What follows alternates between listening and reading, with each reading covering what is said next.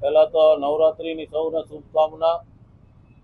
ગઈકાલનો નીલ city ક્લબનો એક video અમારા ધ્યાન ઉપર આવ્યો છે કે નવરાત્રીના રાસોત્સવની જગ્યાએ 31 ડિસેમ્બરની પાર્ટી ઉજવાતી હોય એવું ક્યાંક ને ક્યાંક પ્રતીત થાય છે।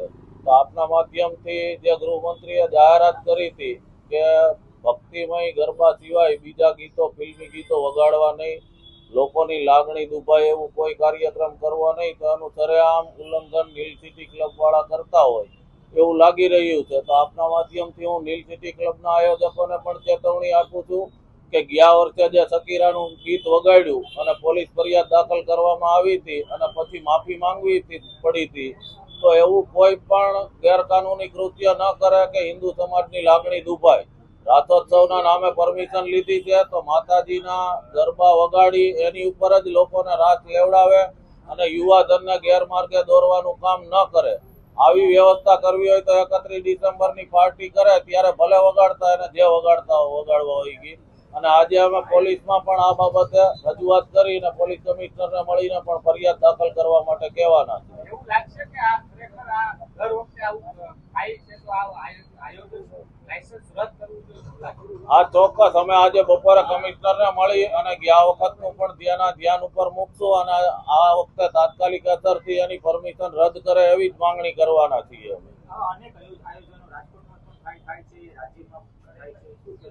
છેલ્લા 3 દિવસથી અમારા સંગઠનો દ્વારા દરેક રાસોત્સવ વાળાને આપણે 15 દિવસ પહેલા ચેતવણી આપી હતી અને અનુલક્ષીને 3 દિવસથી અમારો સર્વે ચાલુ હતો દરેક આયોજનમાં જઈને કોણ ખેલૈયા હિન્દુ સિવાયના વિધર્મીઓને પ્રવેશ આપે છે, કોણ કેટરસમાં છે, કોણ વગાડવા વાળા છે, ગાવા વાળામાં છે, એ બધાનું સર્વે આજ થઈ ગયો છે અને આજથી દરેક જગ્યાએ હિન્દુ સંગઠનો દ્વારા સરપ્રાઇઝ વિઝિટ થવાની છે અને જે કોઈ વિધર્મીઓ હશે અને ત્યાંથી ખદેડવામાં આવશે એની સાથે જે સંઘર્ષ કરવો પડે આયોજકો સાથે કે તંત્ર સાથે તો બે ધડક કરશું। પરેશભાઈ રૂપારેલિયા, રાજકોટ વિશ્વ હિન્દુ પરિષદ સહમંત્રી। બજરંગ દળની આજે સાંજે એક મીટિંગ છે જેમાં આ બધું કેવી રીતે આપણે એનો વિરોધ કરવો, શાંતિપૂર્ણ કરવો કે સંઘર્ષપૂર્ણ કરવો એની વિચારણા ચાલી રહી છે। 2-3 દિવસ આપણે અભ્યાસ કરી રહ્યા હતા કે ક્યાં શું આયોજન થઈ રહ્યું છે, કોનો એમાં એન્ટ્રી છે, ક્યાં કેટલી જગ્યાએ વિધર્મીઓ આવે છે, એનો અભ્યાસ હતો 2-3 દિવસ। હવે આજે એક્શન પ્લાન કરી અને આજે સરપ્રાઇઝ વિઝિટ 4-5 જગ્યાએ થવાની છે।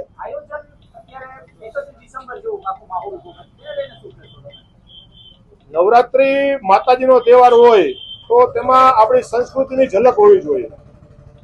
જો એ ન હોય તો એ આપણી સંસ્કૃતિનો વિરોધ છે, આપણે એવું સમજી શકીએ। પણ લોકો જે અત્યારે તહેવારો જે ઉજવી રહ્યા છે, જે અત્યારના જે અર્વાચીન જે ગરબીના આયોજકો છે, અર્વાચીન ગરબીના, તો એ લોકો માહોલ એવો ઉભો કરે જાણે 31 ડિસેમ્બર હોય। આ માહોલ ન થવો જોઈએ, એનો અમે સખત વિરોધ કરી રહ્યા છીએ।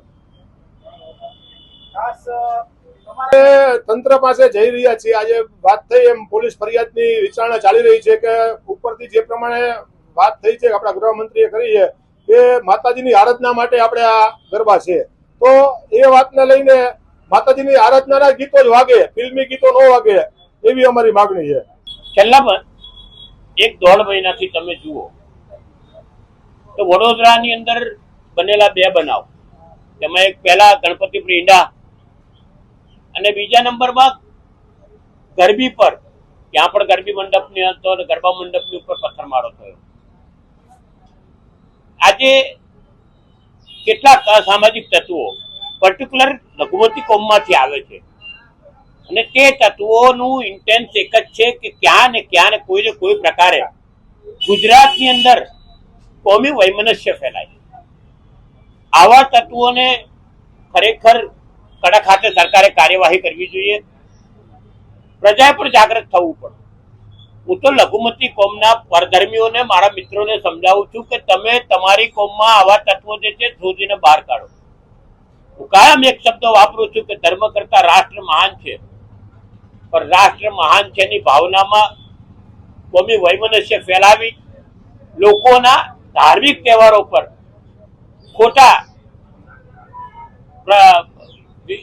વિઘ્નો ઉભા કરવા એ ખોટી વાત છે। સમાજની અંદર તમારા જયારે તહેવાર હોય છે ત્યારે અમે કોઈ પણ દિવસ કોઈ કાકરીચારો ન થાય તેનું ધ્યાન રાખતા હોઈએ છીએ। ત્યારે શા માટે સનાતનીઓના તહેવાર પર જ આ રીતના પ્રહારો થાય? આ ક્યાંય ચલાવી લેવા જેવું નથી. ફરી કહું કે લોકોએ પણ જાગૃત થવાની જરૂર છે. ઘણી વખત મને હસવું આવતું હોય કે અસાનધારાની માંગણી કરતા હોય છે. બહુલક પ્રજા આપણે છે, બહુલક પ્રજા સનાતનીઓ છે, તો અસાનધારો તો એમણે માગવો જોઈએ એવું જીવન જીવવાનું ચાલુ કરવું પડશે. ઘણી જગ્યાએ કડકાઈથી કામ લેવું પડશે. આ તત્વોને ઓળખી કાઢવા પડશે ને સમાજમાંથી ઉકેલીને બહાર કાઢવા પડશે. કારણ કે વર્ષોથી આપણે જોઈએ છીએ જ્યારે તહેવાર આવે ત્યારે ગયા વર્ષે તમે જોયું હશે કે ગણપતિમાં સુરતમાં ગૃહમંત્રીના વિસ્તારની અંદર ગણપતિ પર કાંકરીચારો થયો હતો. આ વખતે જે જગ્યાએ ગૃહમંત્રી પ્રભારી છે ત્યાં ગણપતિનો કાંકરીચારો થયો. અને ત્રીજો બનાવ આ દહેગામનો છે કે જે તમારાથી બહુ નજીક છે ગાંધીનગરથી. ને આ આવું થતું હોય ત્યારે રાજકારણીઓ શું કરે છે? ઘણી વખત પોલીસ સમાધાનકારી પ્રવૃત્તિ અપનાવે.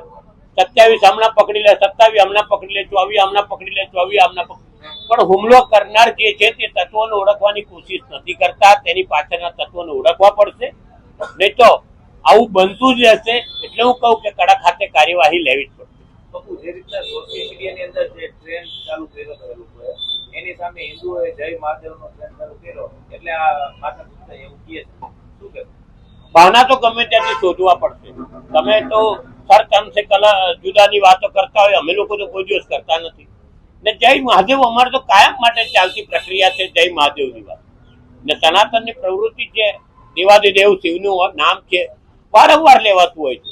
એ બાબતમાં વાંધો કરવો, તમે યા અલ્લાહ યા હુસેન કરીને હુમલા કરો છો, અમે તો જય મહાદેવ કરીને હુમલા નથી કરવા પડતા. પણ એ કરવાનો વખત આવશે ને ત્યારે બહુ તકલીફો ઉભી થશે. આ નીલ સિટી ગયા વર્ષે પણ આવું જ કૃત્ય કરતા પાછળથી ચોખોટો આપતા દમ નીકળી ગયો હતો. એ જ જગ્યા એ જ ક્લબ છે. આ વર્ષે પણ આવું જ થયું. ખરેખર આ બાબતે પ્રજાએ બોયકોટ કરવો જોઈએ. હું તો કહું છું કે રમનાર જનારા બોયકોટ કરવાની છે. તમે આધુનિકતાની ઘેલછામાં આપણી મૂળભૂત સનાતન પ્રણાલીઓ અને સંસ્કૃતિને નુકસાન ના પહોંચાડો. ઘણી જગ્યાએ બોલતો હોઉં છું કે ગણપતિમાં કે નવરાત્રમાં તમે ડિસ્કોને એ બધાના બહાના હેઠળ કે ડીજેના બહાના હેઠળ ફિલ્મી ગીતો ને બીભત્સ ગીતો વાગતા હોય છે, બીભત્સ ઠુમકાઓ વાગતા હોય છે. આનો મારો વિરોધ છે ને સનાતન સંત સમિતિનો સરેઆમ વિરોધ છે. આ બાબત અમે બધે જાણ પણ કરીશું ને એનો વિરોધ પણ નોંધાવ્યો. પોલીસ એક્શન લેવા જોઈએ? 100% પોલીસ એક્શન લેવા જોઈએ. પણ આપણે ત્યાં બધા પોલીસના એક્શનની વાત કરતો, પોલીસના એક્શનમાં બહુ મજા નથી આવતી ઘણી જગ્યાએ. કારણ કે શરમ અને દબાવમાં આવી જઈને પોલીસ પણ ઘણી વખત શાંત બેસી જાય છે. આ ખોટું છે. પોલીસે નિષ્પક્ષ રીતે કાર્યવાહી કરવી જોઈએ કે જ્યાં સનાતનની સંસ્કૃતિઓને નાશ થતો. મંજૂરી જે માંગી રદ થવી જોઈએ? મંજૂરી રદ થવી જોઈએ એ બાબત ધ્યાન લેવી જોઈએ અને કોર્પોરેશનથી માંડીને પોલીસ કમિશનર સુધી બધા એક્શન લેવા જોઈએ.